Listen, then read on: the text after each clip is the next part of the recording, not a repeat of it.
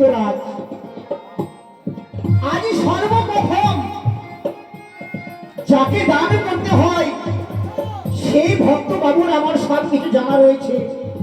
তাই তিনজন একত্র হয়ে সর্বপ্রথমে 220 টাকা করেছে না বাবা। তাই এই বাড়ির নায়ক তার নাম হচ্ছে বৈদ্যনাথ। তাই বৈদ্য বাবুর নামটি ভালো আসলে দেখো জানিয়ে গেল গণেশ বাবু গরিবে গোলা।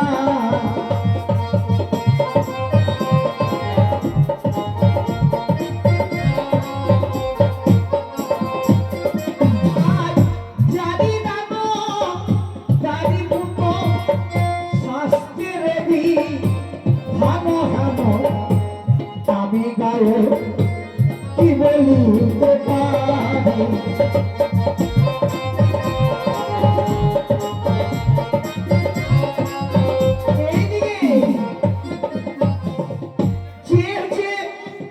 দেব শিল্পীরা কি করে বলো তো?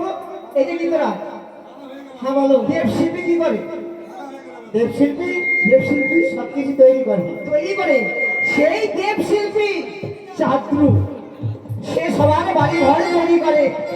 সে মায়ের আসরে সে 10টি টাকা দান পূর্ণচন্দ্র করেছে দক্ষিণা বাবা। তাই দানের সঙ্গে দক্ষিণা সম্পূর্ণ করার জন্য আজ চাঁদ্রবাবু আসরে দান করেছে। আজ ধন্যবাদ বলে হারি আসরেতে দেখো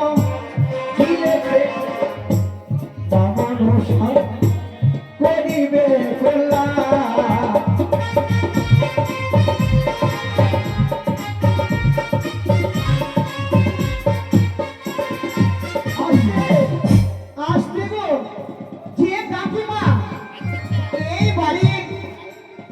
যে কাকিমা আমার 20 টাকা দান করেছে,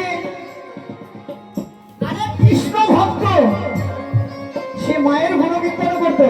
এই যে গীতরাজ এক কৃষ্ণ ভক্ত মায়ের গুণগান করতো, সেও মায়ের আসলে 10 টাকা করেছে দান। তাই তো কাকিমাকে আমি কিছু দিতে পারবো না, তাই কি করবো জানো?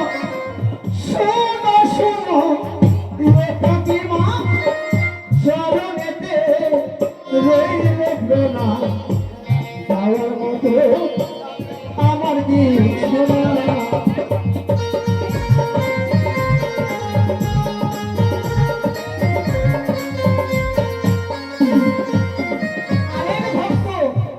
মায়ের এসে নাতনি নাতনি হবে না কে হবে? তাই 2 নাতনি নিয়ে মায়ের আসরে 10টি টাকা আরে পূর্ণচন্দ্র করেছে দক্ষিণা। আরেক ভক্ত বাবু আমার, এই বাবুরা